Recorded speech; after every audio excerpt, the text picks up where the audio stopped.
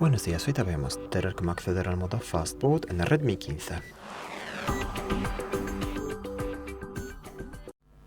Para eso hay que apagar el dispositivo y después de eso mantenemos presionados a la vez los dos botones encendido y bajar el volumen.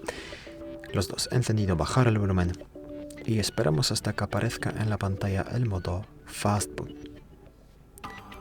Esperamos un poquito más. Debería aparecer el icono de Mi y luego aparece el modo Fastboot, como ves.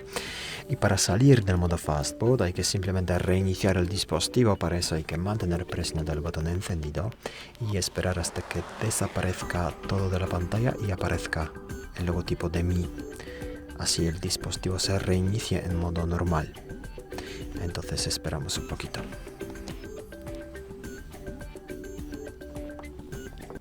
Y como ves, así acabamos de salir del modo Fastboot sin problemas. Muchas gracias por ver el vídeo. Te invito a comentar ahí abajo, suscribirte al canal. Hasta luego.